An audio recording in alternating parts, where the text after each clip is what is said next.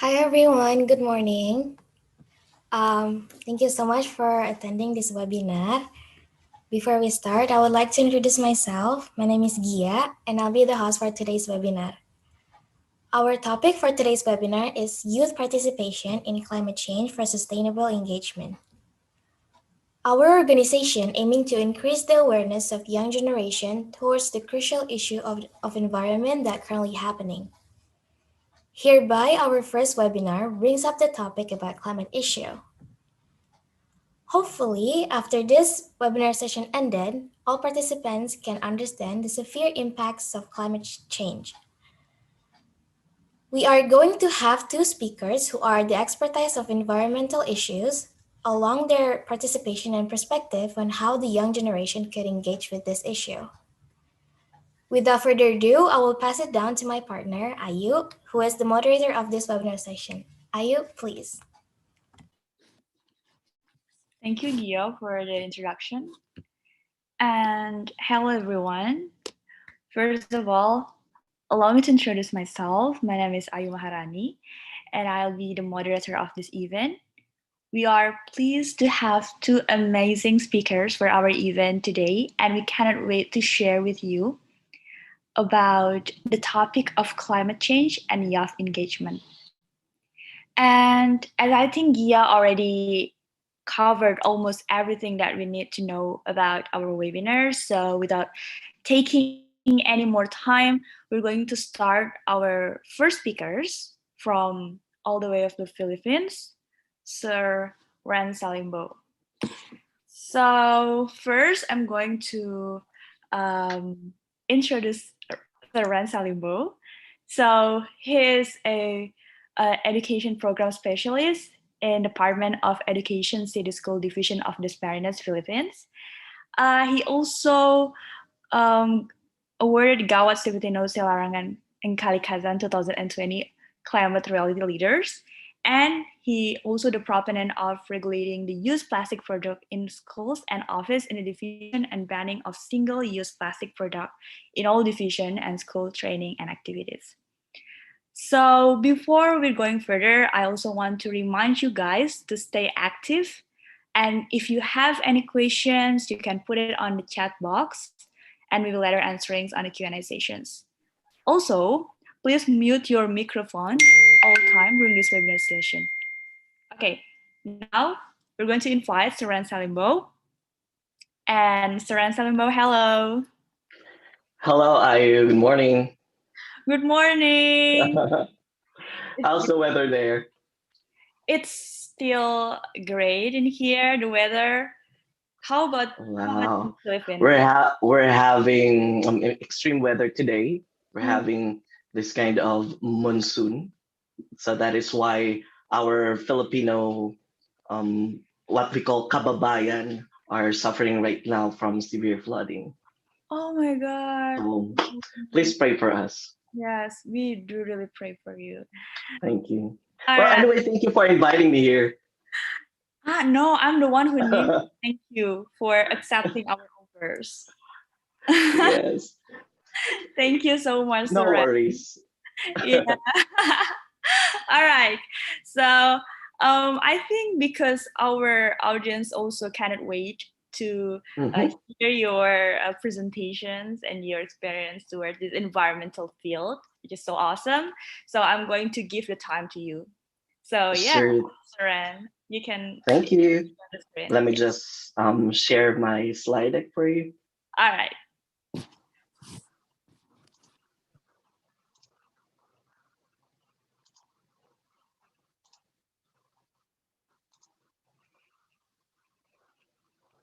All right. Can you see it now?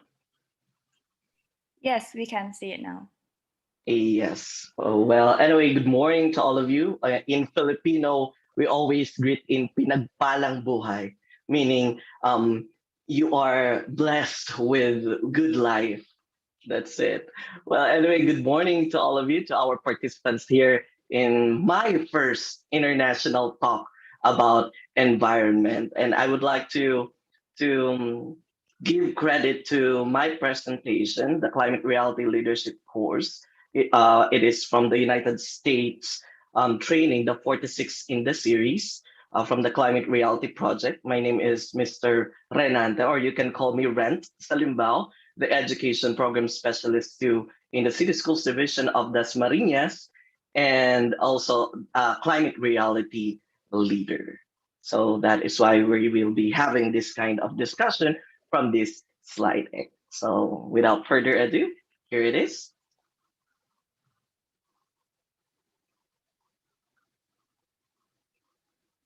All right. So we're going to talk about the climate crisis and its solutions. Um, we all know the future of human civilization is threatened by the climate crisis. This photo of Earth from Apollo 17, taken as the crew was traveling toward the moon, December 7th, 1972.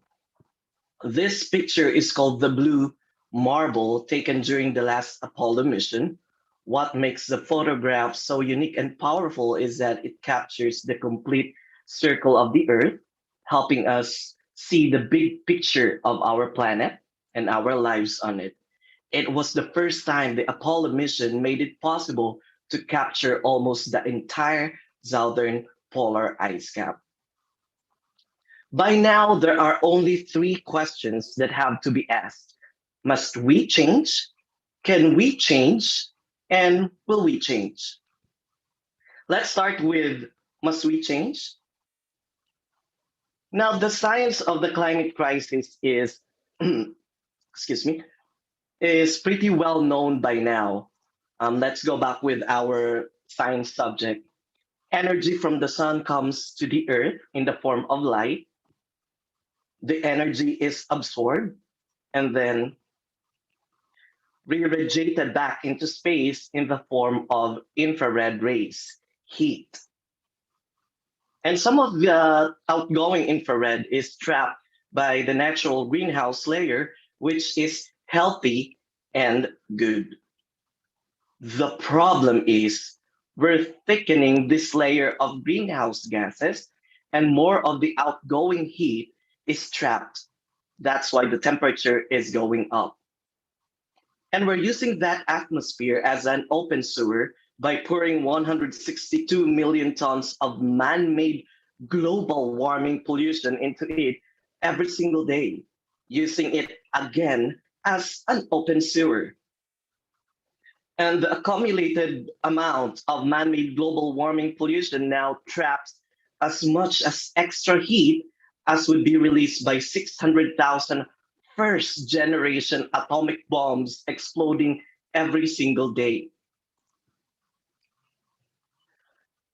Where it's all coming from? Well, from a lot of different sources: agriculture, the making of plastics and petrochemicals, mining, transportation, and the thawing of permafrost and others.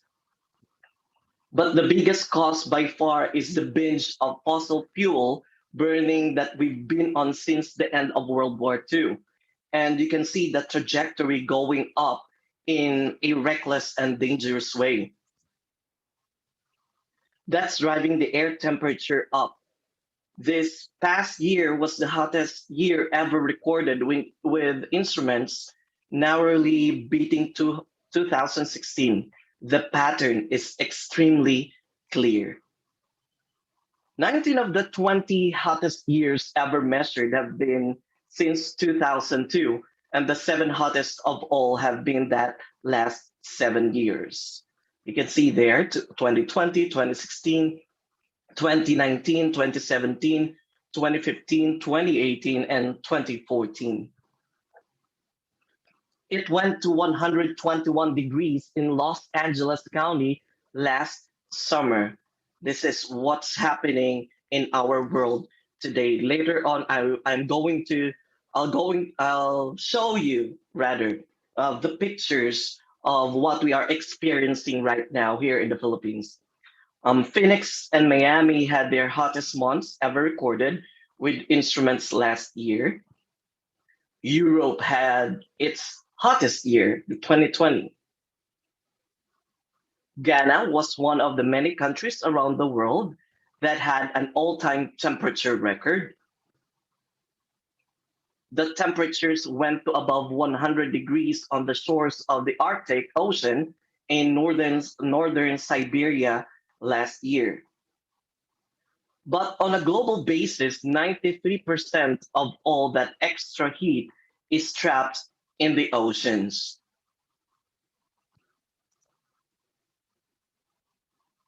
And that's, of course, driving ocean temperatures up year by year. The scientists can measure this more precisely now. It's going more than 2,000 meters deep into the ocean, and shockingly, half of this increase has been in less than the last 20 years. Excuse me. And when the oceans heat up, the hurricanes get stronger. The Gulf of Mexico was 7 degrees warmer than normal when Hurricane Harvey dropped 5 feet of rain on Texas. We saw the strongest hurricane ever to hit Louisiana last year. And then it was quickly followed by another one. Last year was the most active hurricane season in the recorded history of the United States. Central America was hit by back-to-back hurricanes. And this one in La Lima, Nicaragua. And once again, people in that impoverished region started picking up stakes and moving northward through Mexico to the northern border. The poor people of the world are the ones who are most affected. Pope Francis has pointed that out repeatedly. And beyond the hurricanes, we see the warmer oceans putting much more water vapor in the air, which leads to record-breaking downpours. And you can see this picture, or what they call rain bombs, which cause these tremendous flooding events. We had one here in Nashville, Tennessee, just less than, this is March 29, 2021. We have seen around the country repeated flooding events, and actually Black, Brown, and indigenous people have been affected the most. If you look at the 10 countries that are most vulnerable to climate-related disasters, their population is, on average, 81% persons of color.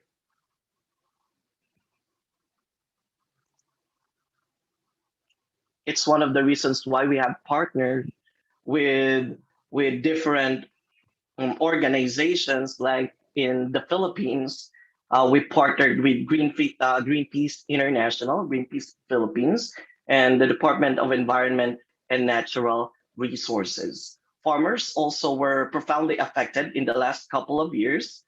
20 million acres couldn't be planted and harvested in the Midwest in 2019 because of the massive rain bombs and downpours. You can farm land like that, $20 billion in damages. On a global basis, these rain bombs are occurring 4 times more frequently than they did just a few decades ago. This is a global event earlier, April 2021 in Indonesia. I believe we have participants here in Indonesia. And we're also praying for your country. Here's one example. Last year, the most costly floods were in central China, $17 billion in damages. The most people were killed with these downpours in India last year, in Bihar, India. And you can see here, this was on July 20th, recent scenario in China. Their dam overflowed because of consistent rainfall, and this happened.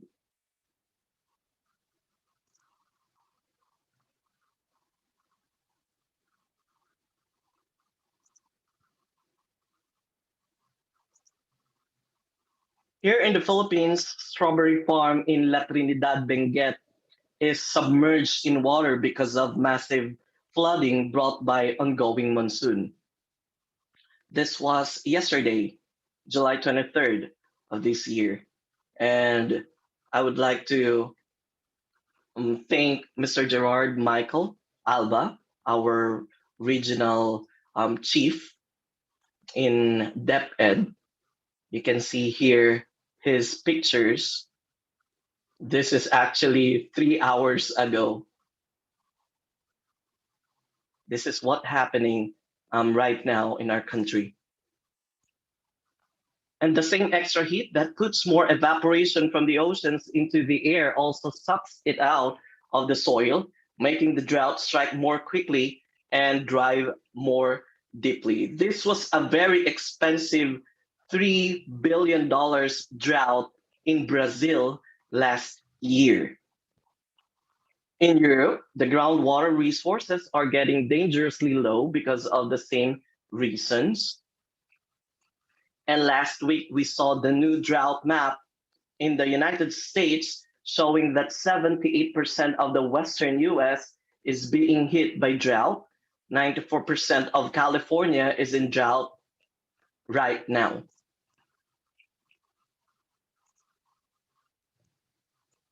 And we know from experience that when the temperature goes up, we not only get more drought, we get more fires. The last few years were the worst for fire in the US ever. The three most expensive wildfires in the history of the world have all occurred in the last 4 years and all in California. Where maybe we're not familiar with what's happening from the other part of our globe, but this is it. We know that we are just experiencing flooding, severe hurricanes or storm, but some of the countries were experiencing drought, wildfires. Last year, in particular, 5 of the 6 largest fires in the history of California took place. Oregon was devastated with thousands of people driven out of their homes. Australia, the fires there put up smoke that circled the globe a second year in a row. In South America, in Brazil and surrounding countries in the Amazon, the fires were horrendous. In Southern Europe, we saw massive fires. And if you put all of the climate-related disasters together, the reinsurance industry shows us this pattern is unmistakably clear. This extra heat is also melting the ice in the North Pole region and in Antarctica. This glacier in Greenland has disappeared. You see?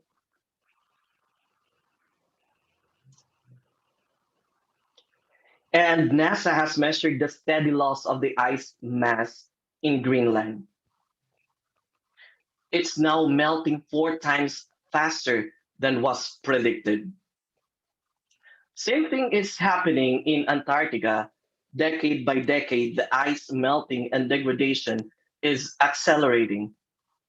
And that's raising the sea level.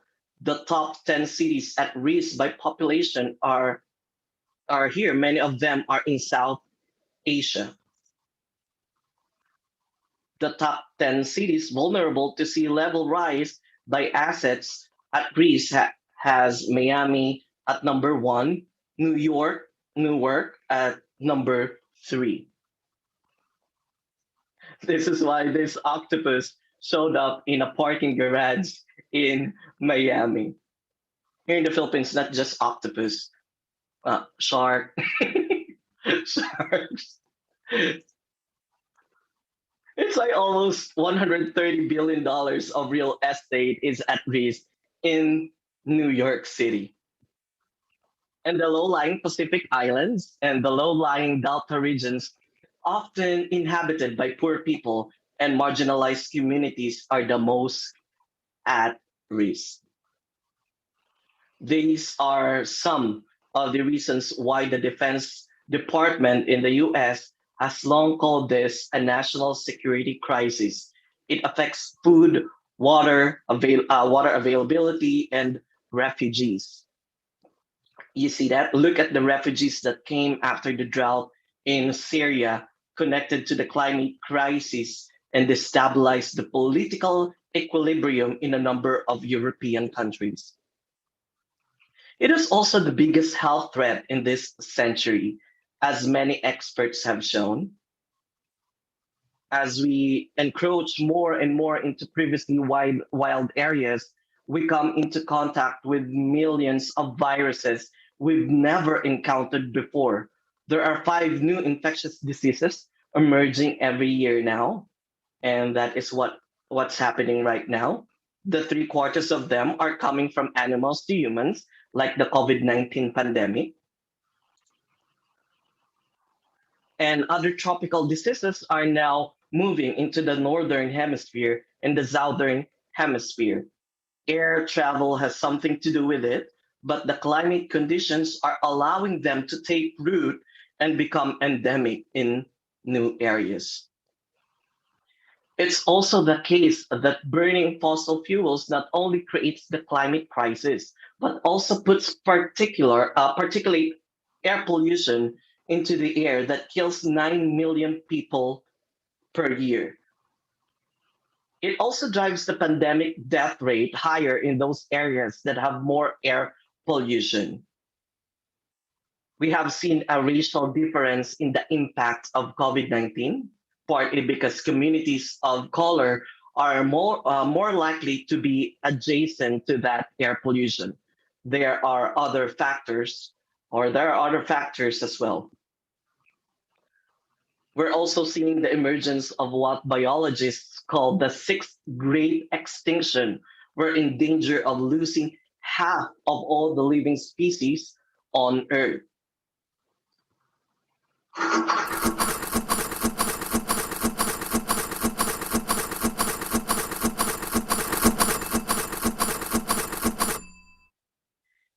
And when you add it up, all of the impacts of the climate crisis, the cost to humanity, the cost to the future is just unacceptable. It is also the number one threat to the global economy. We have a lot of stranded carbon assets.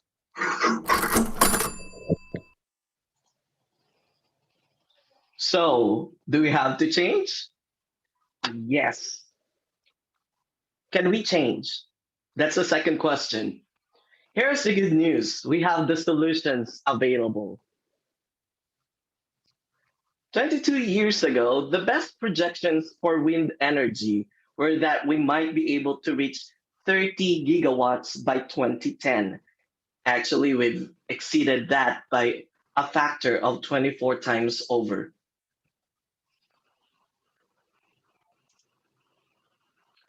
And the installation of wind in the United States is accelerating dramatically. The story is even more dramatic with the solar energy, where the best projections 90 years ago were that by the year 2010, we might be able to get 1 gigawatt per year. But actually, when 2010 rolled around, we exceeded that 17 times over. The last year, we exceeded that mark 132 times over.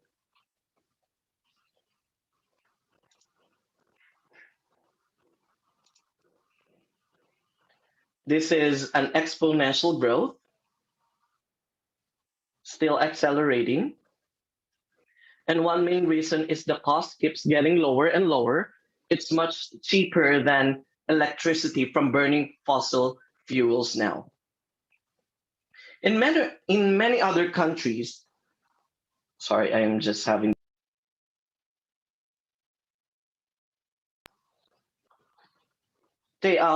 Take Chile, for example. The construction underway and approved to begin constitutes a genuine breakout scenario. We're seeing this in countries like India as well. in many countries around the world, as solar and wind get cheaper and cheaper, it's a big success story. And we're not going to run out of solar because we get as much as energy from the sun every hour as the entire global economy uses in a full year, except now because we're experiencing monsoon here. Um, it's almost 2 weeks. We were experiencing this heavy rain. Batteries are improving. This is what's happened the last few years. But look at the projections in the years to come. A new $1 trillion industry,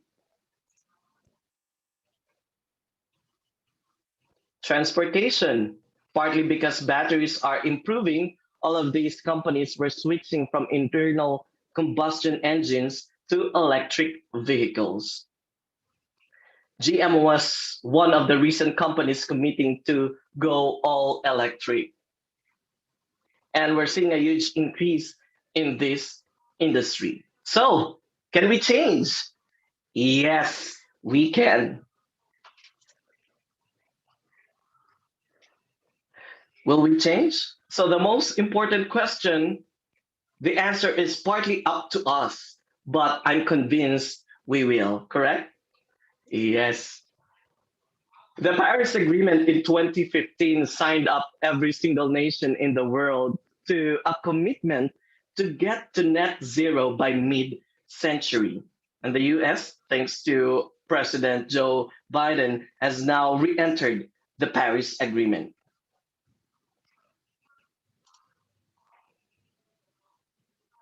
And we're seeing in the marketplace business and investment professionals are noticing that the fossil fuel companies are no longer good investments. Companies are now pledging to go to 100% renewable energy. Here are some of the giant companies around the world who have made that pledge. Wow. Can you see your favorite company there? Like Kellogg's, 7-Eleven. And young people are calling on us to give them a brighter, more prosperous, and safer future. This is in Nashville, Tennessee, September 2019. This is in Detroit, all around the world, in Kenya, in Uganda, in India. Can I see the virtual hands of those who are in India right now? We're praying for you as well. In Spain, in Indonesia, raise your virtual hand. Here in the Philippines, we have this Division Order Number 1, series of 2019. I was the proponent of this division order in the City Schools Division of Dasmariñas because those affect in our children, in the students, we need to have this kind of step towards achieving or helping our environment. This is what we um, created, the regulating the use of plastic products in schools and offices in the City Schools Division of Dasmariñas, signed by the former Schools Division Superintendent, Mr. Christopher R.D.S. And we need to take this division order into something creative. That's why we have created this hashtag Tumbler Challenge. If you can see here in my background, take the Tumbler Challenge. Yes, to support the international program Break Free from Plastic, we have adopted this program from Greenpeace Philippines. This is some of the examples that our public schools in Dasmariñas have taken the Tumbler Challenge. They need to bring their tumblers instead of buying water bottles in the canteen. But since it is already banned in our public schools, the canteens are no longer selling water bottles, or bottled water, rather. Here is from the different part of the Philippines taking the Tumbler challenge in support to break free from plastic. Student leaders also supported this program. Also in the United States, they are taking the Tumbler challenge in Japan in support to the Department of Education in the Philippines, and also different well-known personalities in show business. Um, the one in the left is the chief of the Greenpeace Southeast Asia, taking the Tumbler challenge and tagging us that they are really supporting.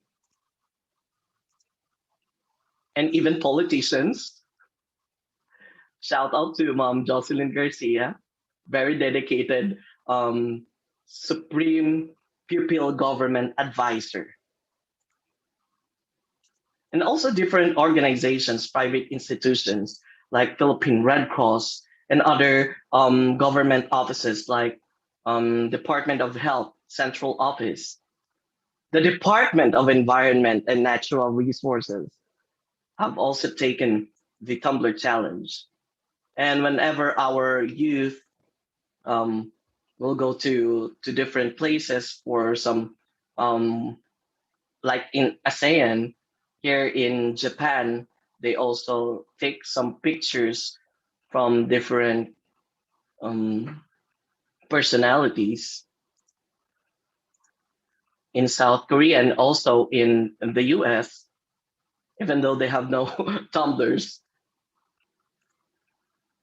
And different pageant organizations went to our division office rather, like Miss Earth. All the candidates went to one of our schools in Dasmariñas to benchmark the project, and also they have taken the Tumblr challenge. And then we raised the level up, the bar up, and we had this hashtag Tumblr dance challenge wherein they need to dance while holding their tumblers. Just a moment. This one, and they need to post it in social media with the hashtag Tumblr dance challenge. And you know what? If their post will get 200 likes, 200 shares, they will be receiving 200 tumblers. But they need to donate that to different students in their school that they could not afford buying tumblers. This was a craze. That's what I mentioned, 200 likes and shares, and different also organizations took part on it. They have donated 8,000 tumblers for schools. We also had the Tumblr Post Challenge, since Filipino people are all fond of taking or posting pictures like that.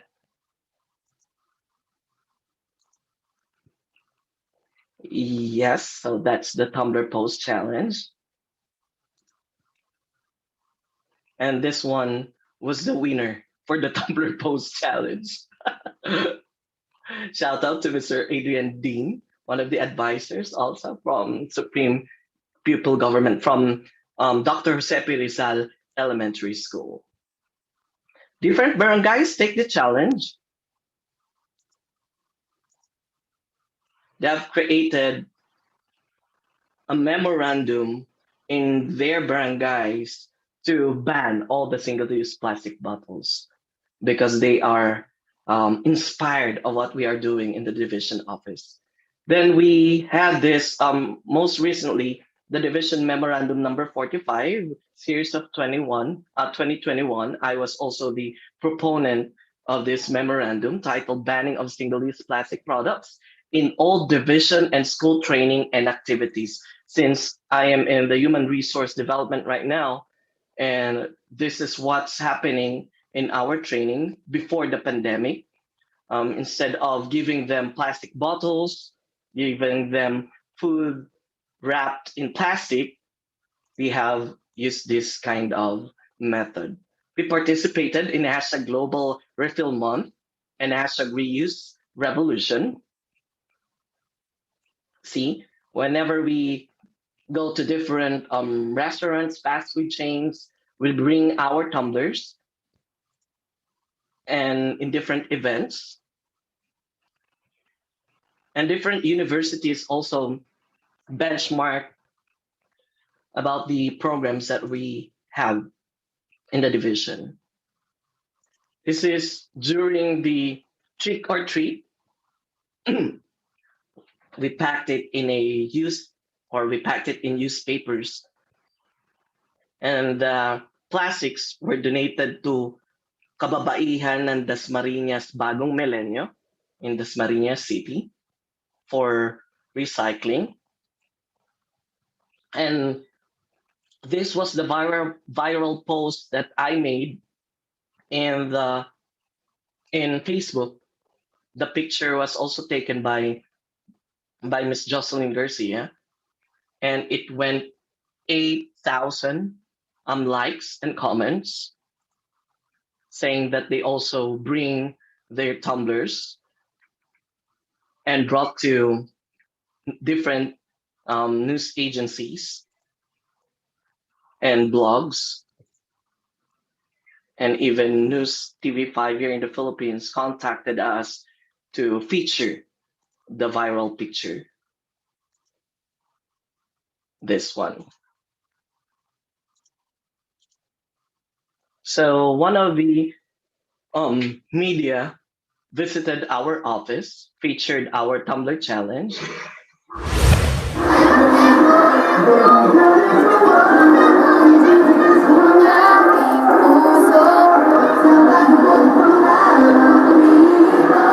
Idinaan sa pagsayaw ng mga guro at mag-aaral sa Dasmariñas City, Cavite ang pagsuporta sa mga environmental advocates na nananawagan sa publiko na iwasan na. Yes, that's in Filipino. All right, so that was an example of the Tumblr Dance Challenge, showing support that we need to ban single-use plastic, not just the bottles, but also different single-use plastic products. So I also visited different seminars, trainings in the Philippines to promote the advocacy to different youth. And because of that, our division was awarded by the Department of Environment and Natural Resources because of the project. And yours truly was awarded as Gawad Caviteño 2020 sa Larangan ng Kalikasan, all about environment, by the De La Salle University, Dasmariñas. And at the same year, I was also awarded as the Outstanding Division Personnel, Gawad Sigasig 2020. And join those who are using their voices, their votes, their choices. Join us and their choices in life to fight for the future.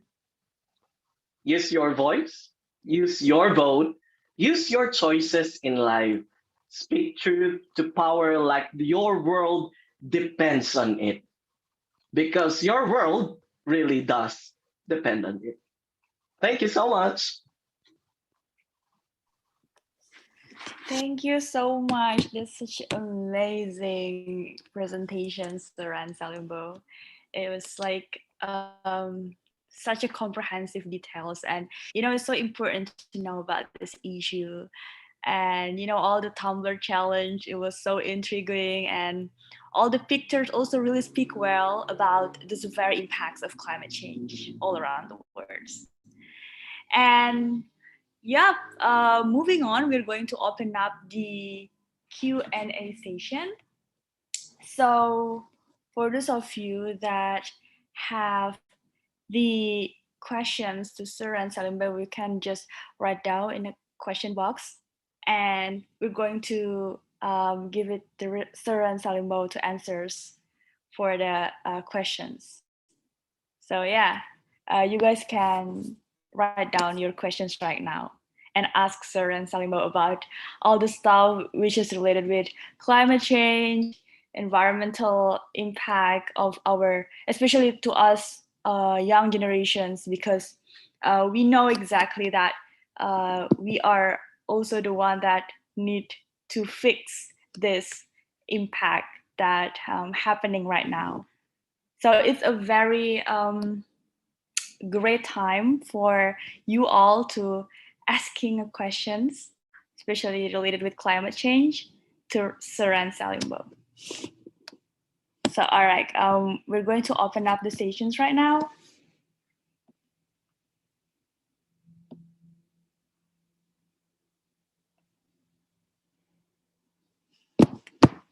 Okay.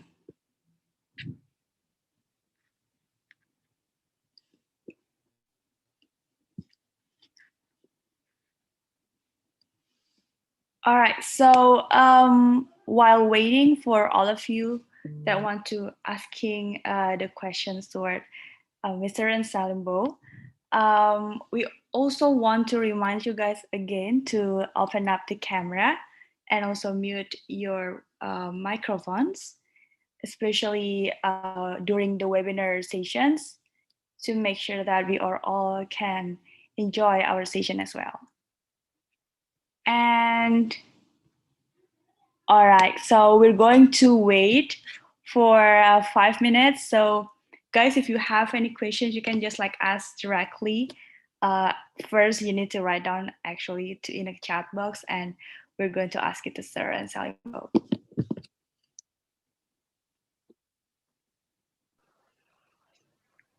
And if you open your camera, if you have tumblers beside you, you can you can post You can it show it. here. Yeah, so you can. Oh.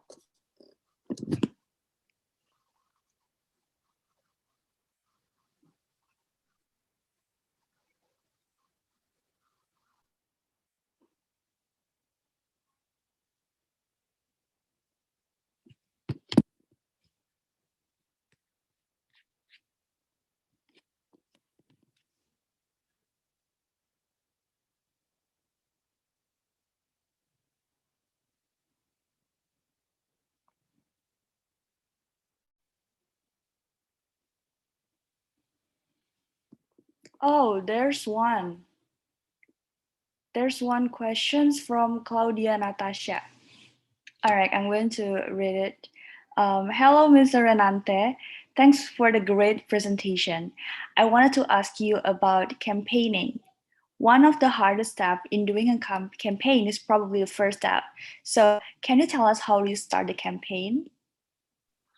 Yes, that's really true. Well, since I was the youth formation coordinator in our division office, I was the one who drafted, who proposed the division order number one in banning the plastic. And since I was handling the different student leaders or student organizations in different public schools, they were also the ones who initiated the different programs, such as the Tumblr Challenge, Tumblr Post Challenge. First, it was really hard. The students were not actually participating on this, but since we use or utilize the platform, the social media, then it went us easier. All right, so hopefully that's answer your questions, Claudia. And I think we're going to open up the sessions again for the Q&A. We still want to open. Oh, and there's another one, sir. So I'm going to read it first. The presentation was very motivating. There are some circumstances where we need to make use of single-use plastic, like wet market for various products like meat, etc. What do you suggest? You know what? The division order and the division memorandum on banning the plastic were just enclosed in the Department of Education in our division. So different public schools and even select private schools participated on this program. But the hardest part on this are the different markets, the different industries. They're not actually not that into the banning of plastics, because you know what, the profit might be affected. So as youth, I'm not actually in the youth right now because I'm already 35 years old, but I am leading the youth on this project. Well, you need to inspire people. That's the technique. That's the tip. You cannot force the industries to just ban this, even though the support of the local government, the memorandum that they will be releasing is really um, the answer for this banning of single-use plastics. But it's really hard to force them on that. The technique is just inspire the youth, inspire your co-students, your classmates, and then everything will follow. That's why our project, our program, we did not force every students to just dance with their tumblers, to just bring their tumblers. They did it because they were inspired to do that. So it became a habit. All right, that's amazing answer. Thank you, Sir Salimbo, for answering the questions. Um, and all right, so we're going to open one slot, the last slot, for the question sessions of Sir and Salimbo. So for those who are you that wanted to asking the questions, this is actually a great time, guys, because Sir and Salimbo really understand about this climate issues and the environmental impact, the severe impact of all the thing that currently happening in our society, especially toward the environmental field. So if you guys have something that is still, you guys curious about, especially toward the climate stuff, you guys can directly asking Sarah Salimbo for that matters, and you just need to write down the questions in a chat box, and we're going to open the last questions for this Yes. session. And while we All are right. waiting for that last question, may I request everyone here in our online platform to add me on Facebook, RE space NT. It's Rent. It's my pet name. You Yeah. can, my nickname rather. So you can add me on Facebook. You can see different programs on um, advocating for the environment, and also post your Tumblr challenge, post your picture showing your tumblers, and tag me. All right. Wow, that's good. That's interesting. The challenge, like it's very unique, and I think it's make it much more interesting for, especially for the yachts, because they are much more attracted with that kind of a stuff, with a challenge, dance challenge. Wow, Tumblr challenge. It's Exactly. great. Yes. There's All another right. question here. Yes, there's another question. So, hi, Mr. Renante. I'm Hannah and I'm 13 years old. First Hi, of I'm all, thank you. Hannah. Hi, Hi, Hannah. Hannah. And thank you for the amazing presentations. I do want to ask about plant-based diet and sustainable living. Do you think that plant-based diet and sustainable living will make a big impact to the environment? Wow, that's a great question, Wow, actually. exactly. I also curious. Actually it's my thesis title, the food waste management also. Uh, And well, regarding the sustainable living, it's really hard for me to do that as well. Mm. But I'm starting to take a small step on that, because you know what, even a small action can have great impact, right? So I believe that the plant-based diet and the sustainable living, the practice, can have big impact to the environment. I'm starting to replace my toothbrush into wood, plastic toothbrush to wood. Yes, I'm also starting to use, instead of bottled shampoo, I started to use the shampoo bar. It's more sustainable. Yes.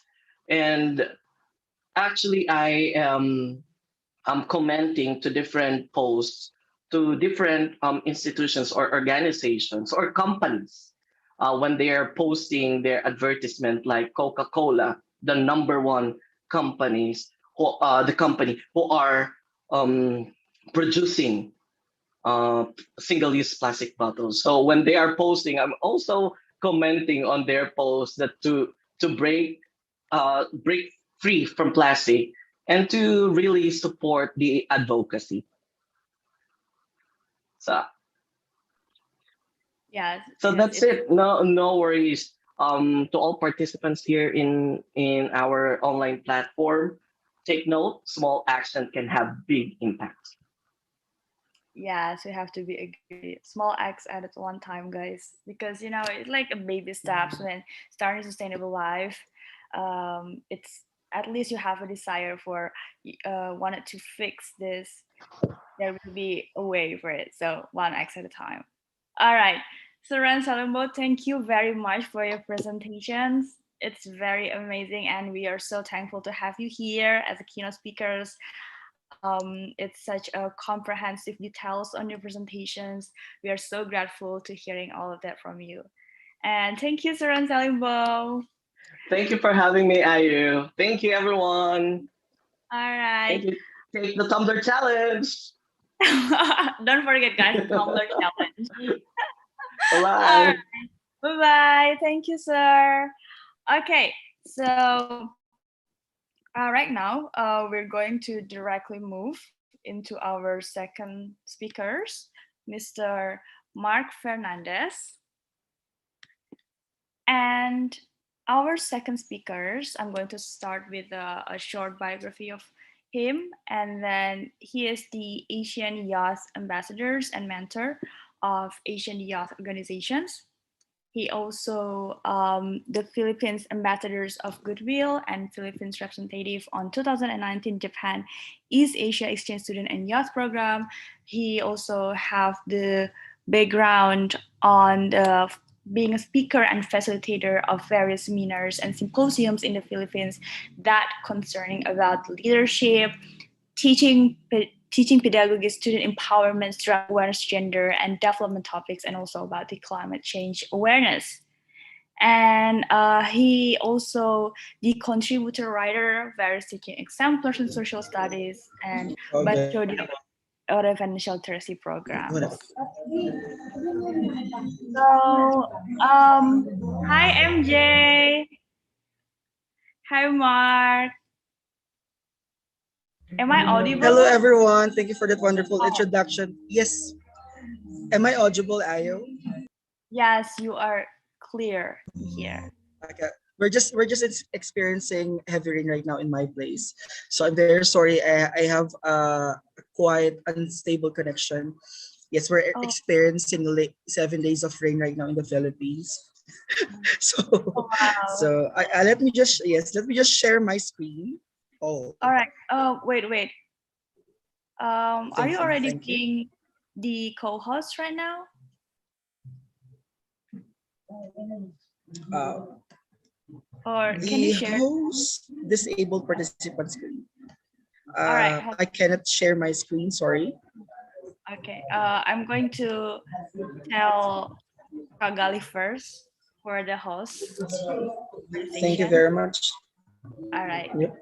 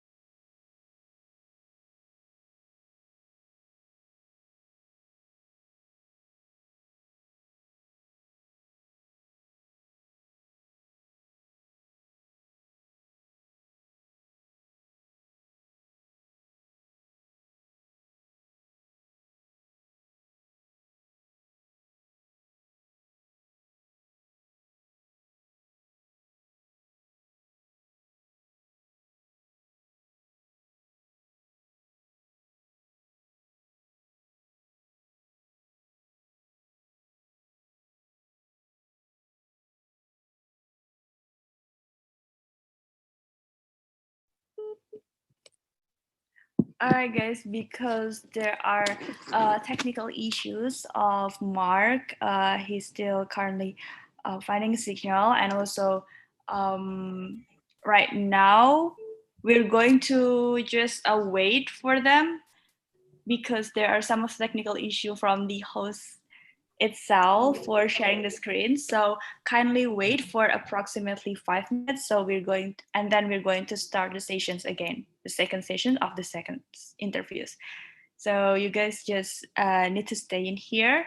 And also, I also want to remind you guys again, after this, we're going to have the second speakers, who is Mark Fernandez. And if you guys have any questions or if you want to uh, asking some of a certain topic relating with the climate stuff, because after this he also will explain about the climate's severe impacts, issues, all the things that related with environmental field. And if you guys have something in mind, you can just ask directly in the Q&A sessions after he ended the presentations. And we're going to wait for approximately 5 until 10 minutes because there are some technical issue from Mark and also from the Asian youth. So kindly wait, guys.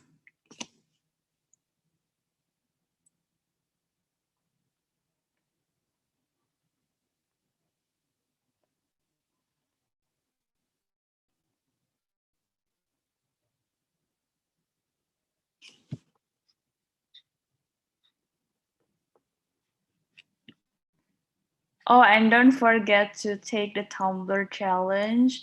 That's what Saran Salim already told you before. Yeah, don't forget to follow him and also in fast.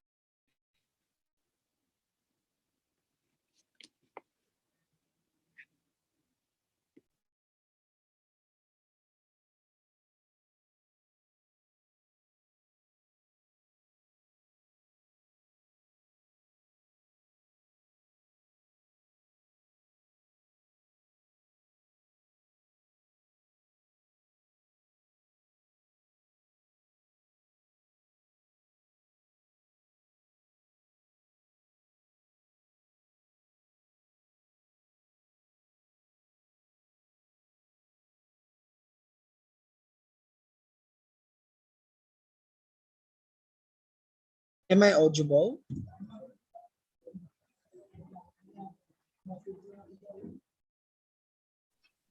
Yes, you're audible. Yeah, MJ. thank you. So allow me to share my screen. So this is my screen. So I was tasked to discuss about climate change, saving the earth. It starts with you. This is actually a presentation coming from one of our supervisor, which is Ma'am Mariel Eugene Lopez. So I actually asked her permission to use her presentation regarding climate change. Okay, so let's start. Okay, so our topic outline are as follows. Number one, issues to tackle. Climate Change 101, the definition, causes, effects, and impact. Number two is the change and the Philippines. Number three, we will discuss about the Republic Act in the Philippines 9729, which is the Climate Change Act of 2009, and the DepEd response to the climate change, or the Department of Education response to the climate change issue in the Philippines. Okay, so now, okay. Our common ground is the earth is what we all have in common, according to Wendell Berry. So we already know that we only have one earth. We only have one home. We only have one planet. It means that we should take good care of it. And we should actually know how to um, take good care of this environment, of our environment, of this planet, because this is only one. Even though um,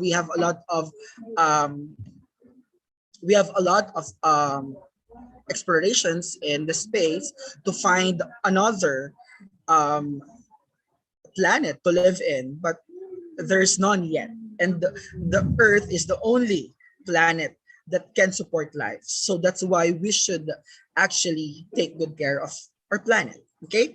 And that is our common ground. Okay, so now, as you can see, I will be showing you a short video clip regarding climate change and the impact of climate change in the world, not just in the Philippines. Okay.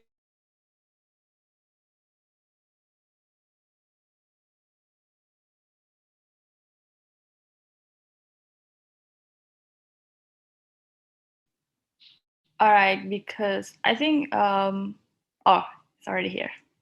Okay.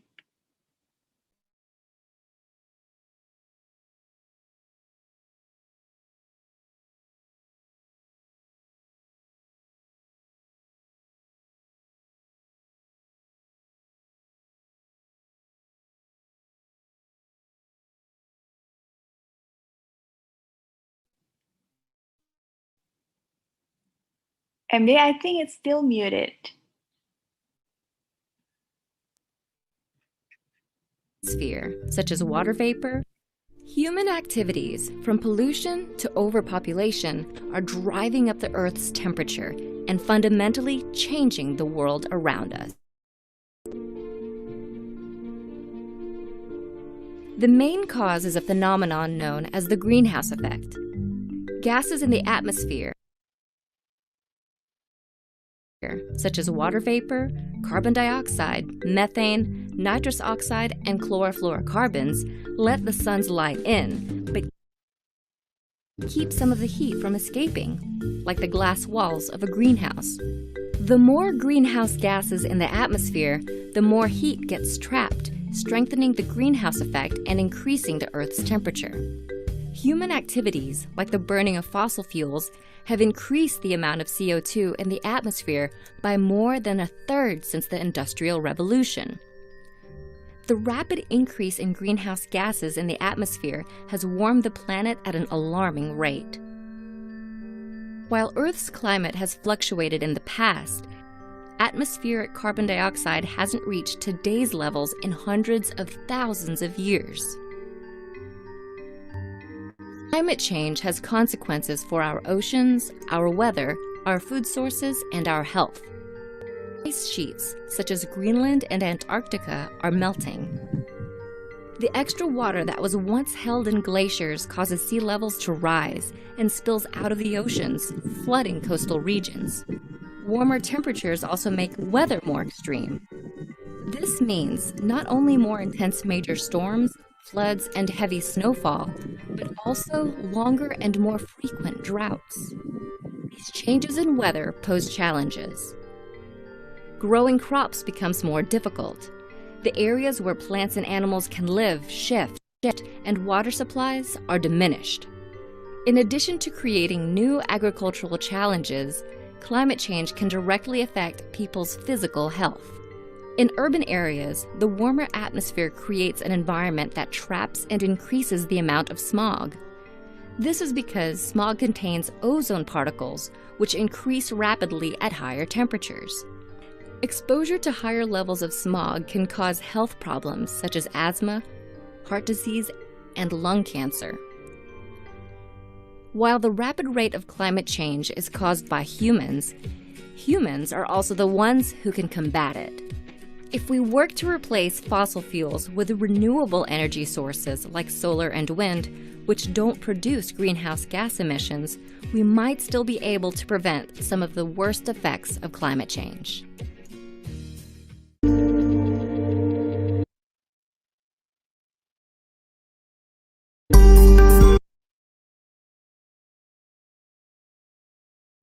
that video is from the National Geographic, wherein I just want you to see the massive effects happening right now in not only the Philippines, in Asian countries, but as well as in the globe and in the whole planet because of people and because of the negligence of us humans. The number one factors of and the number one reasons why climate change is happening right now is actually us. So I'm here right now to discuss to you what would be the possible causes and effects of climate change and what kind of activities we are doing in the Philippines and in the Department of Education to actually help our Mother Earth and in the environment in its preservation. Okay, on how can we help our Mother Nature to actually sustain its ability to prosper life and to support life. Okay, so let's start. Human activity. Okay, so climate change. So what is climate change? Let's define climate change. So it is any change in climate over time, whether due to natural variability or as a result of human activity. And it is according this definition is according to IPCC June 2007. And climate change also changes and fluctuates naturally over the time, or it's what we call the natural variability.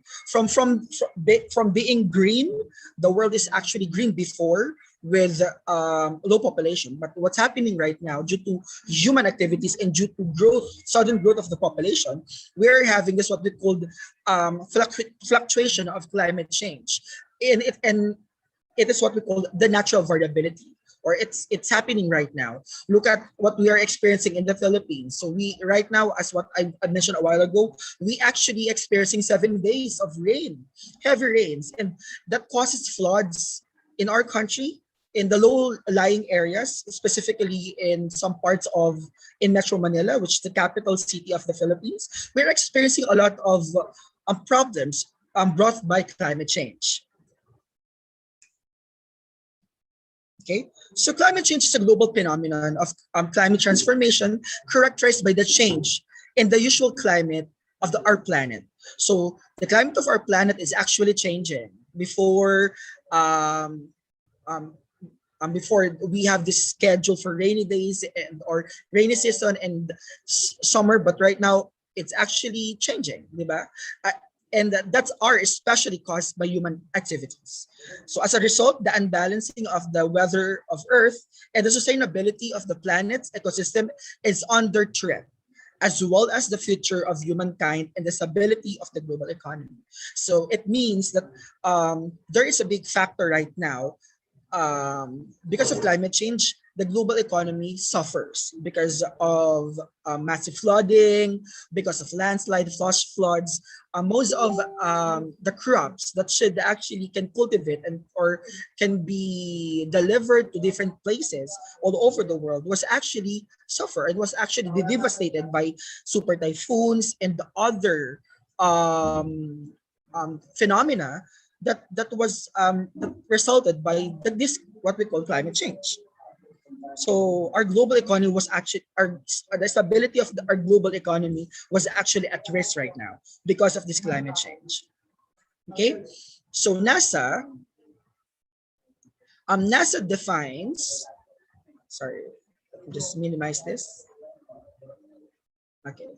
So NASA definition of climate change says it is a broad range of global phenomena created predominantly by burning fossil fuels, which add heat-trapping gases to the Earth's atmosphere. So it is actually causes of different burning of fossil fuels, as well as the trapping of heat in the Earth's surface and atmosphere because of human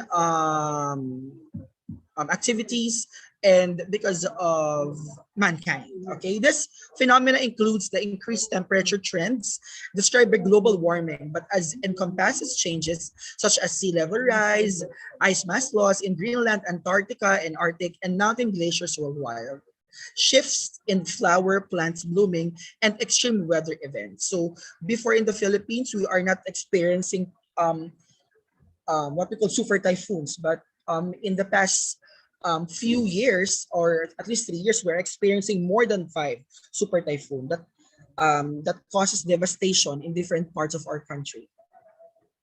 Okay. Next. Okay. This is actually what I'm telling you. The result, or the causes, or the reason while we're having, or when we're experiencing this climate change.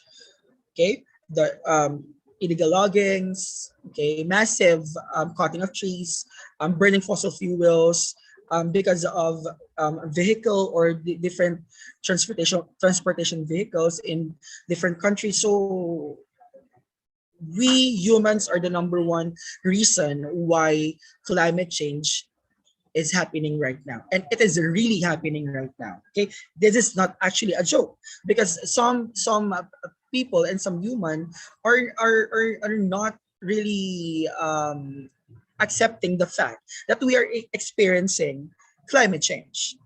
Okay, not only in Asia but also in other parts of the world.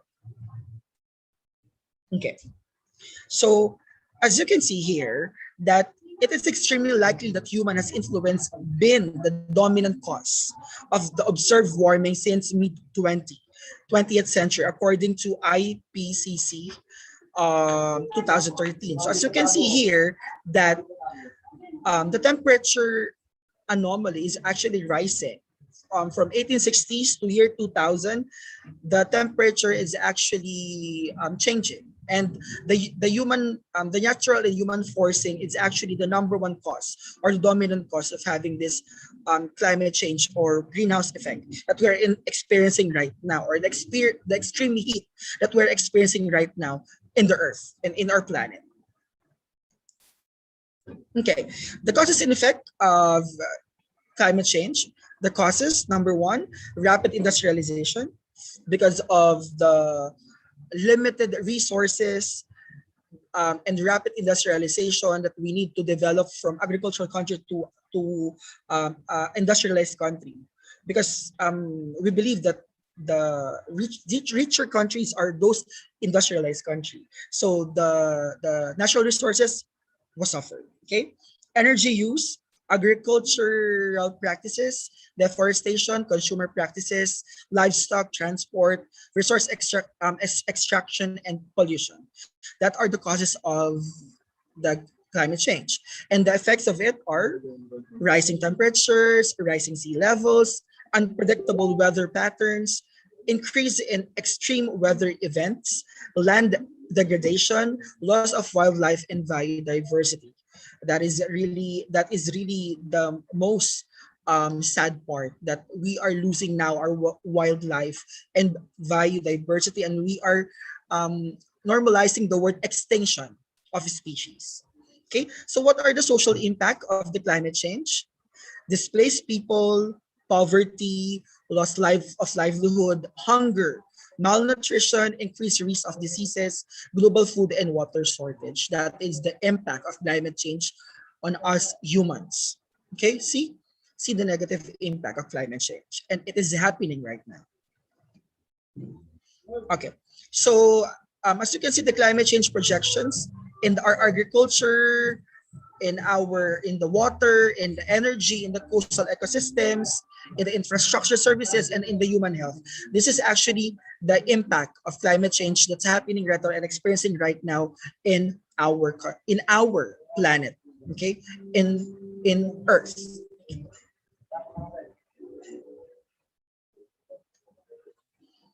Okay, so now we will proceed to my country, which is the Philippines. So, Philippines climate change and human rights inquiry. So, allow me to read this slide. So, climate change is human right issue as it affects people, lives, and livelihood, health, cultural identities, and beyond. Climate change knows no geographic boundaries. As what I'm telling you, we are not experiencing this in Asia only, but in the different parts of the globe. So climate change is impacting our biodiversity and natural resources at an alarming rate. So the glaciers are now melting, the weather, and the super typhoon we are creating right now due to this climate change, it's really devastating and killing lives of a lot of humans. Fossil fuel companies are largely responsible for carbon emissions resulting in climate change. As long as greenhouse gas concentrations rise, we can expect extreme weather events to get worse. More super typhoons, more flooding, more landslide due to this climate change. Okay. In the Philippines, as I'm telling you, that we are really vulnerable to the impact of climate change because we are nearby Pacific Ocean, wherein the super typhoons was actually starting to to be created, or what we call to um, you know we're in Pacific Ocean. We're in the what we call the super typhoon started to what is the right term to form, right? So including sea level rise, increased frequency of extreme weather events, rising temperature, and extreme rainfall.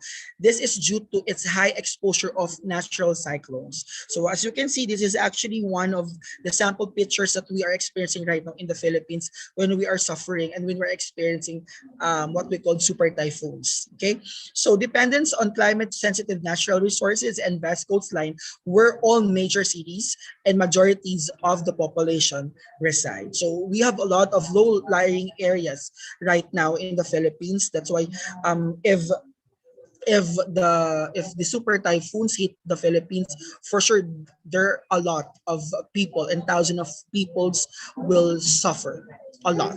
Okay.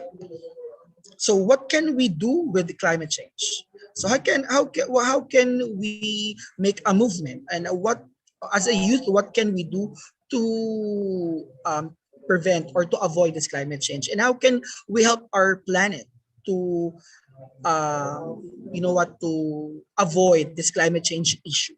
Okay. So in the Philippines, we have this Republic Act number 9729, wherein an act mainstreaming climate change into government um, policy and formulation, establishing the framework, strategy, and program on climate change, creating for this purpose the Climate Change Commission and for other purposes. So Republic Act 9729, in the Philippines, we created what we call Climate Change Commission, wherein they are the number one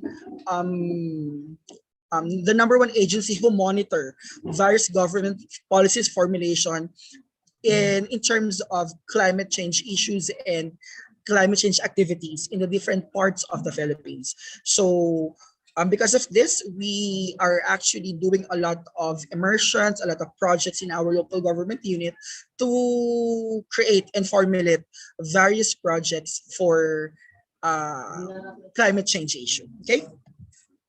Another one, yes, because of this, we have this what we call adoption. Okay, according to PICC, adjustment in the natural or human system is response to actual or expected climatic stimuli or their effects, which moderates harm or exploits beneficial opportunities. So and because of this, we need to adopt because of what's happening right now in our environment and in our planet. We really need to have to be to know. We really need to adapt on what's happening right now.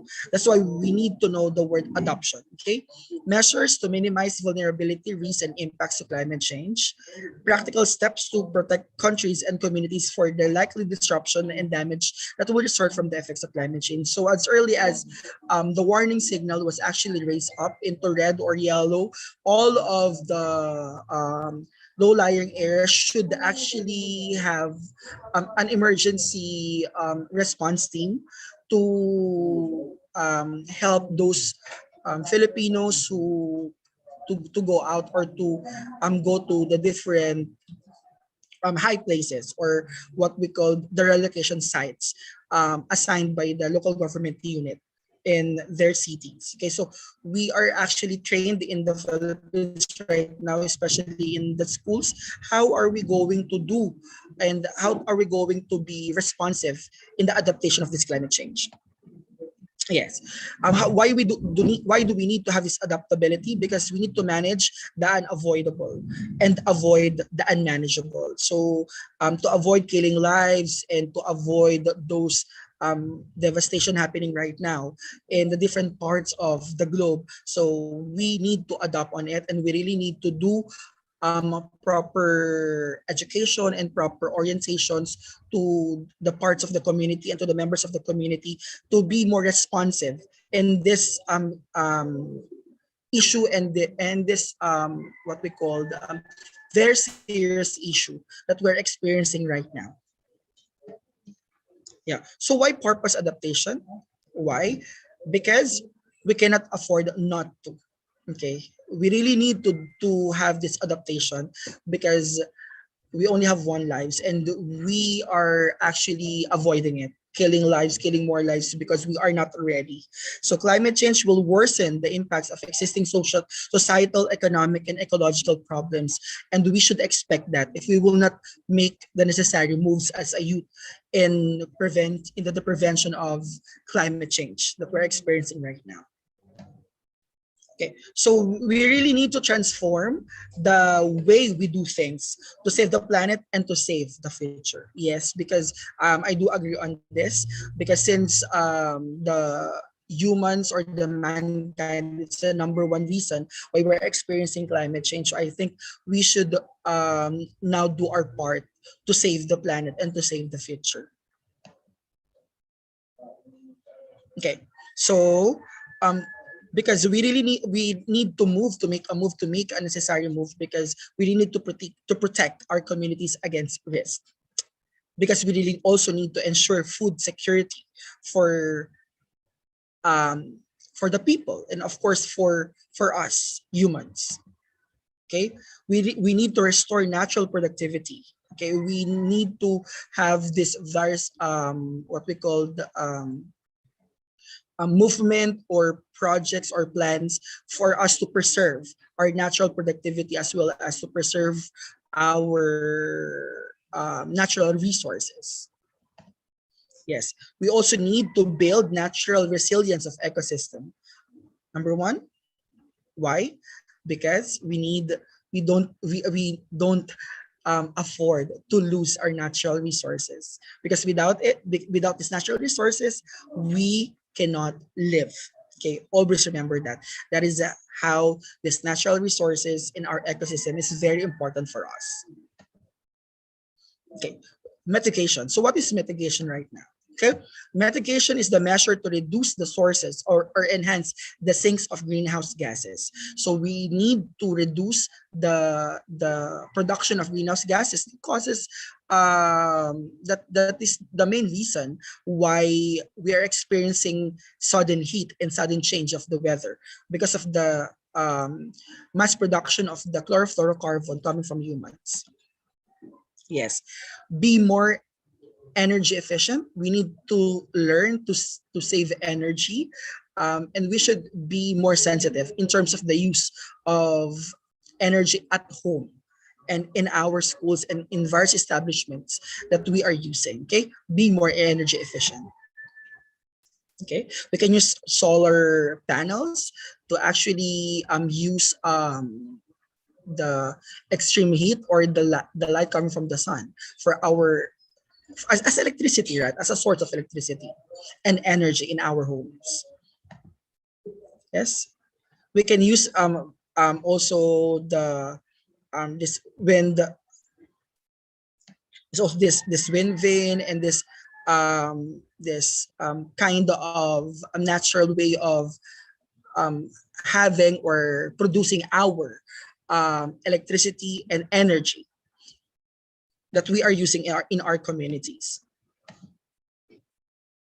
Yes, this is one of our projects in our city government and answering the Republic Act 9287. So we pursued e-jeepney and track. So jeepney is our main our national what we called public utility vehicle in the Philippines, and also that what we call tricycle. So this is the sample or the the project that we are using or that we are doing right now in our city to actually help this preservation of climate change. Let's watch this. A village in Muntinlupa is offering Filipinos a glimpse into what it's like having public transport that's clean and quiet. Jackie Pascual reports. Heavy traffic, reckless driving, and pollution. These are just some of the things commuters face on a daily basis. That's why the Electric Vehicle Association of the Philippines is pushing for alternative types of public transportation, like this e-jeepney system, which was recently launched in Philinvest City in Muntinlupa. Called the 360 Eco Loop because it circles the entire subdivision, the e-jeepney is the first electric vehicle project in an integrated real estate complex. It is also the biggest so far, with at least 10 units serving a population of about 100,000. And this is part of our thrust to look into greener options for transportation. We have the FC 360 Eco Loop. It covers the entire 244 hectares development. We have the two routes, the northbound and the southbound. EVAP recommends that the e-jeepney be replicated in other areas. The group says it is cleaner, quieter, and stops only at designated points. Even the DENR, they admit that about 80% of the air pollution in Metro Manila is caused by public transport. The regular jeepney, the diesel jeepney, although it's iconic, you go to Quiapo, you go to any area in the Philippines where there are a lot of jeepneys, and you'll see how bad it is. It's pretty bad. Electric vehicles are the future for the Philippines, for the Philippine public transport industry, and finally we are proving that there's an alternative to the dinosaur dilapidated old jeepneys that are plying the streets right now that are causing all this pollution.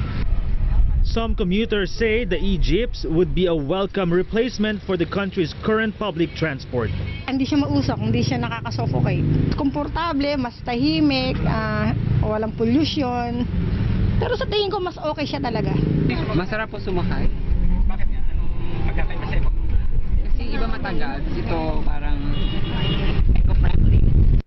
EVAP reveals the Philippines can be an electric vehicle hub in Southeast Asia. Like any new technology, EVAP says electronic jeepneys are a little more expensive than the ordinary ones, but it could cost less with the help of the government and the private sector. We're really pushing for the alternative fuel bill because once this is passed, it will be cheaper to manufacture locally the electric vehicle components and assemble electric vehicles in the Philippines. Despite some challenges, the Electric Vehicle Association of the Philippines believes 2015 will be an exciting year for the industry with many electric vehicle projects in the pipeline. Now, the next time you leave your house, you just might see an e-jeepney right in your neighborhood.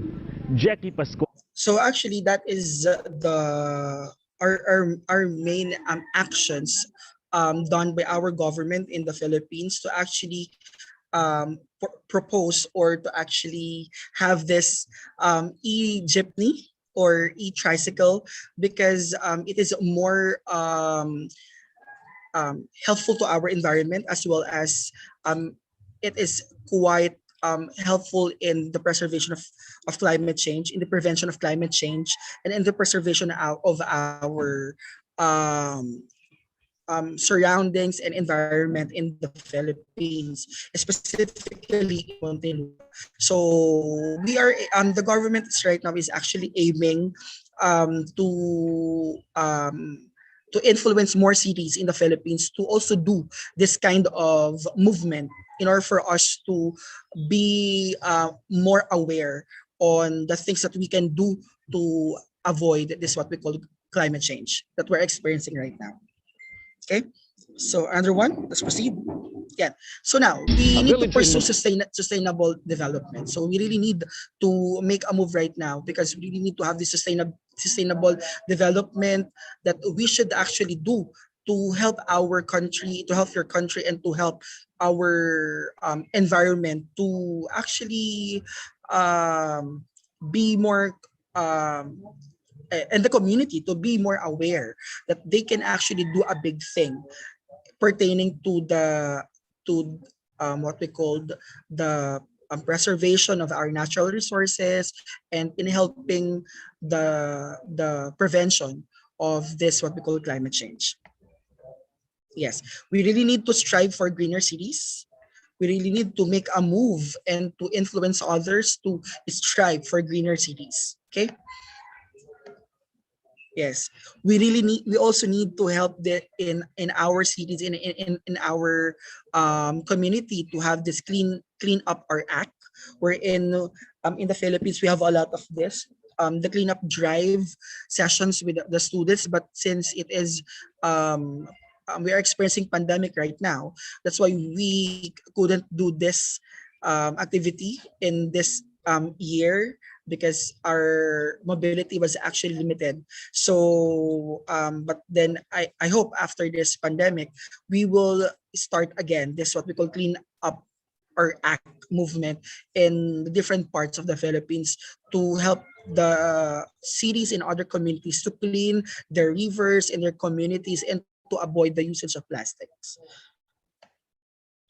Yes, as since I am a teacher and I belong to the Department of Education, we also interrelate, or we also did a movement to actually have this what we call curated resources for teaching climate change in our basic education in the Philippines. So we're in, at least they have this as early as 7 years old or 6 years old, they are aware on what's happening right now in their environment, in their surroundings, specifically in teaching climate change or in the issue of climate change in the Philippines.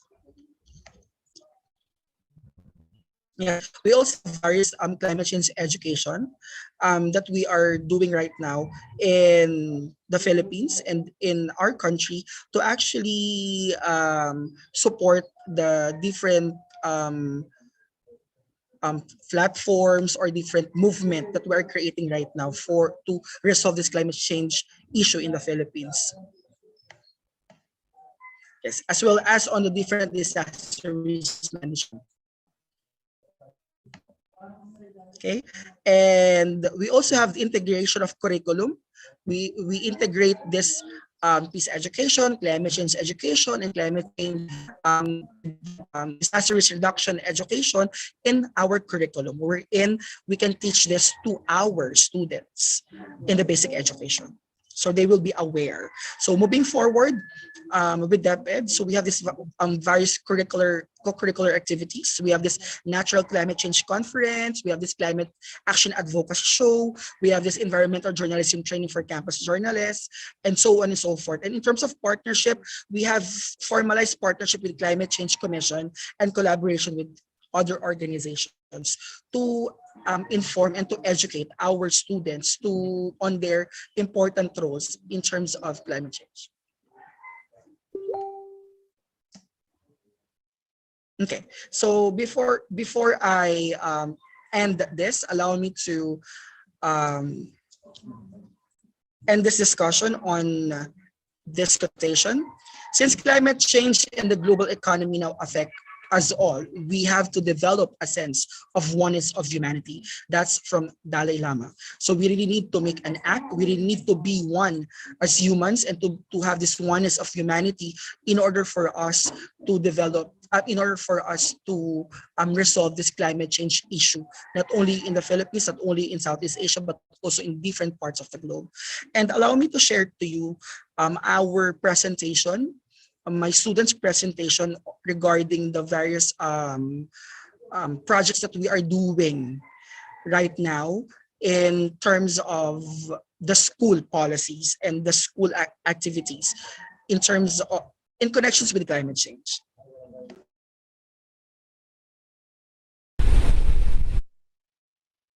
Malakas ang hampas ng alon sa Manila Bay kaninang tanghali. Kasabay din ito ang paghampas sa dalampasigan ng sari-saring basura. Nadismaya naman ilang turistang dayuhan na napadaan sa Manila Bay dahil sa mga nakikitang basura. I shocked. Before, Manila is very nice and beautiful and clean. I don't know why after 2 years it's like this way.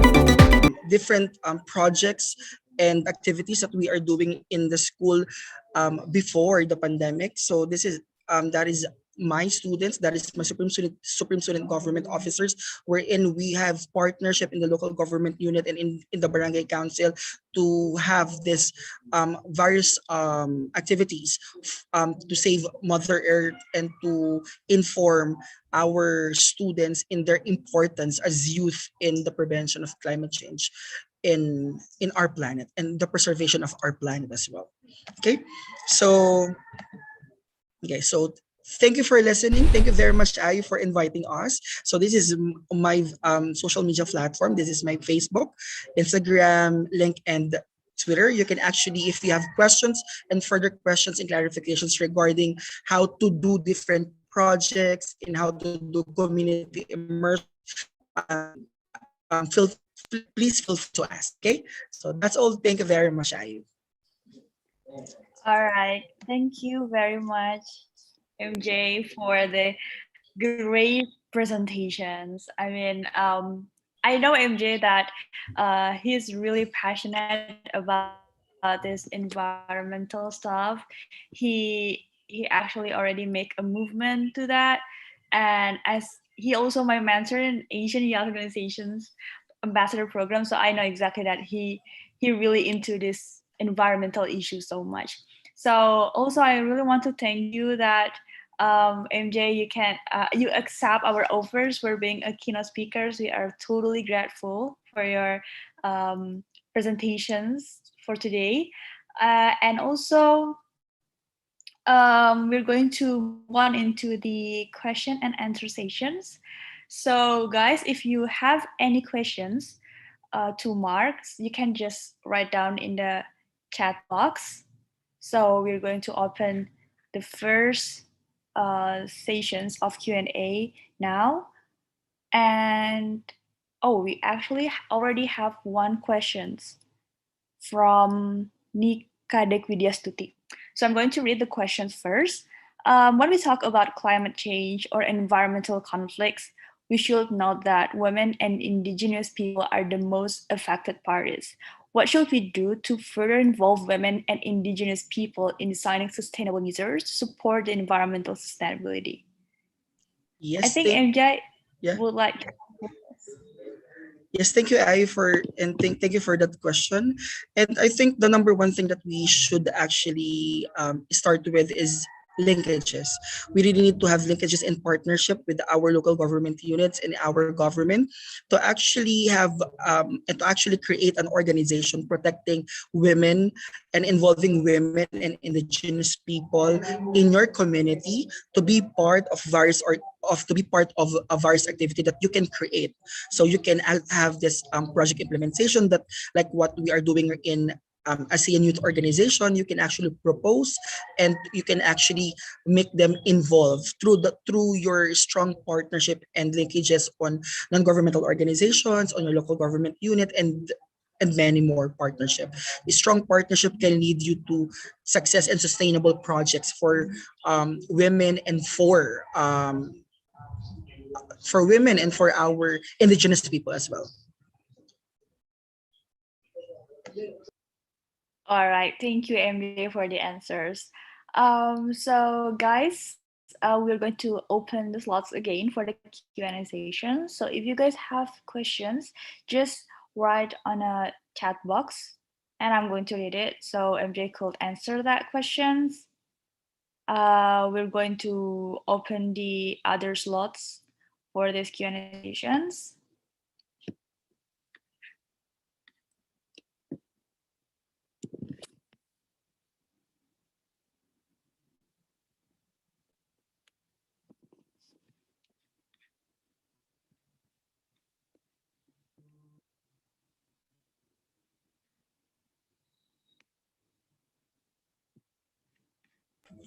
Yes, so while waiting for other questions, so I think this is actually a big opportunity for us and Soren to influence more youth in terms of their importance on actually helping our environment and in resolving this climate change issue right now. So I think it is high time right now to make a movement, to make an organization in our community, to have a project that involves your community in the preservation of our natural resources, as well as in the, you know what, in the single use of plastic, like what Sir Rent is doing in Cavite, and like what we are doing in our school as well.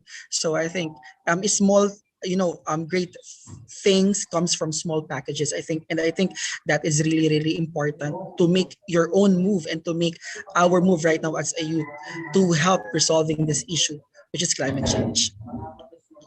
Yes, yes. I have to be agree with you. It's very important to understand more about these issues, because even though we already hear it all over again and again, but I think there's no such direct practical actions that is creating a bigger impact. So we need to collaborate, and then also create an NGO, or maybe just talk about this more and more in our community. It's so important. And we actually have another questions, MJ. So the Okay. second question is, in your opinion, what's the challenge when spread awareness to the youth and while create practical actions to fix the climate issue?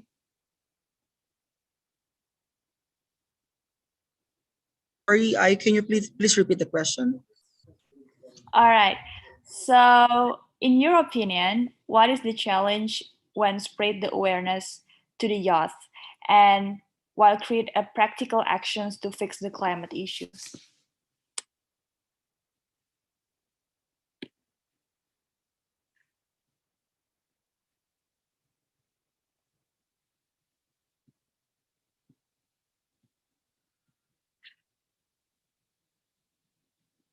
Okay, I think the main concerns or the main problem that we are facing right now is really the what we call the seriousness, and actually the heart and the passion of youth to actually be involved in different community immersions and various activities concerning environmental issues and environmental preservation. And that is really, really the big challenge right now that we are facing in the Philippines. I'm not sure in the other country, but that's why we are doing a lot of movement. We are doing a lot of community activities in order for us to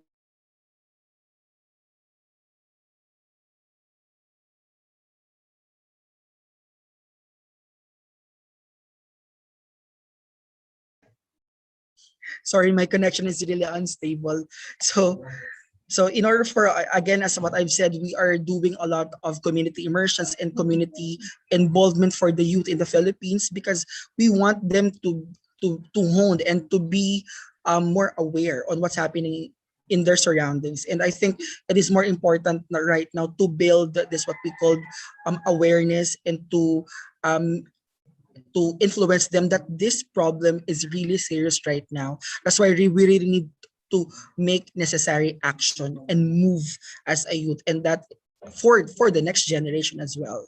Because as if I do believe, if our youth will be exposed to this kind of concerns, I think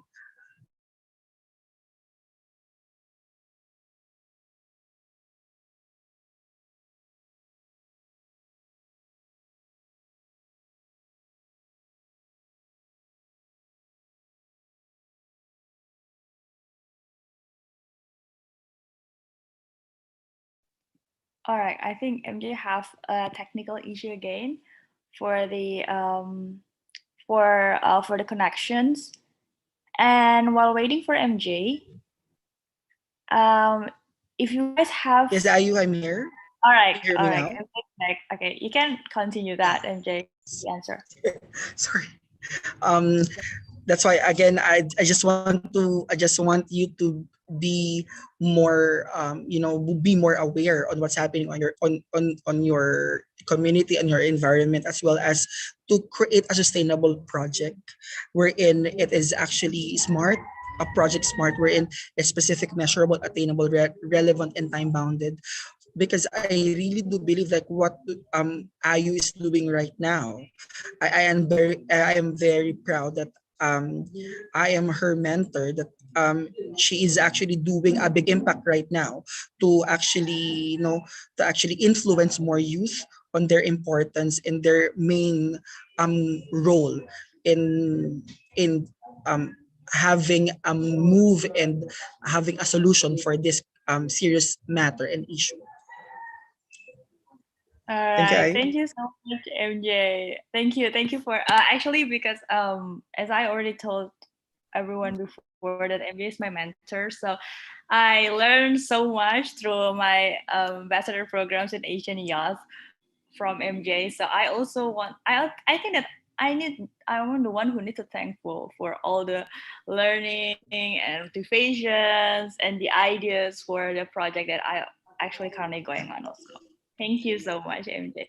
So, all It's my right. pleasure, So, I. yeah, thank you. And then, guys, if you have any other questions, we're going to open the last slots for the questions and answer sessions of Mark. So, if you still wanted to asking some of a question, or is there something that might be you want to ask, especially related with climate stuff, you can directly ask Mark in here in a questions box. And I'm going to read it first, and then Mark is going to answer it after that. So we're going to wait for the last questions. If you guys have any question, please write down right now in the chat box below.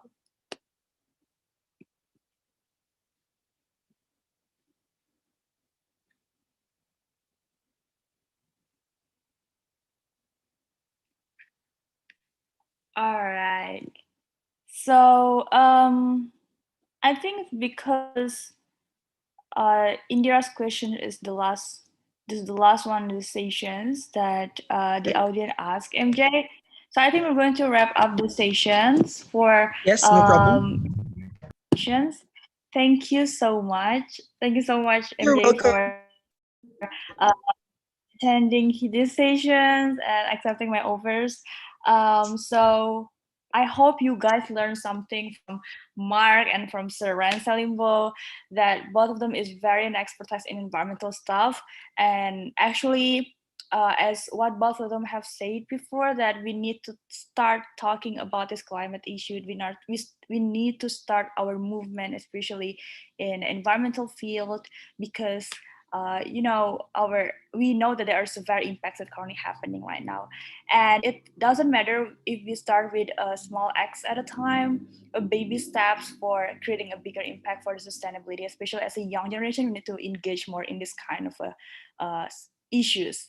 So yes, that is the wrap up for the presentation from Mark and Saran Salimbo. So next, we're going to give a token appreciations for our amazing keynote speakers. The first one is to Saran Salimbo. So, Sir Ransalimbo, thank you so much on behalf of Catalyst for Growth. We really thankful for your participation in this webinar sessions for the theme of youth participations in climate change for sustainable engagement. Thank you so much, Sir Ransalimbo. So next is the token of appreciation for Mark Joseph Fernandez for MJ. So MJ, once again, we're really thankful for your participations in this program of youth participations in climate change for sustainable engagement. That is the event held by the Catalyst for Growth and Asian Youth Organization Ambassador Programs. We're really thankful for your participations in here, and we're looking forward for another meaningful event that we can create together to make a bigger impact to our society and environment. Thank you, MJ. And that's the wrap up for our sessions for the talk and appreciations. And next, I'm going to give it back again to our host, Gia. So, yeah, Gia, you can take over it right now. Okay, thank you. Well, on behalf of Catalyst, we would like to say thank you for our speakers today for taking their time to share really impressive and fascinating insight with us. Also, thank you for our participants for joining our first webinar. We will share the certificate after our participants fill the Google form, which we will send later in a WhatsApp group. So again, thank you so much, everyone.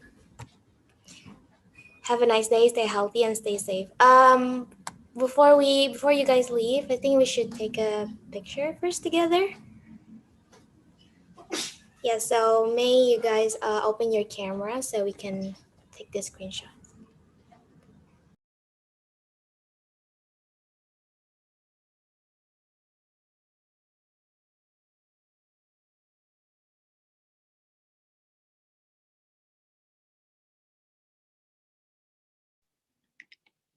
I think Gia The can take first the screen. page.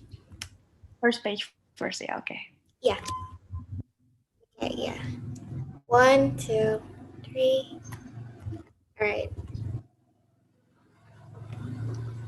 Second. Okay.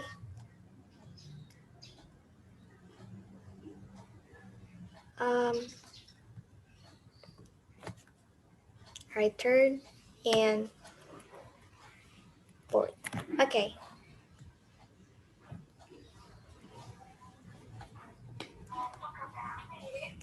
Okay, take the screenshots. Thank you, everyone.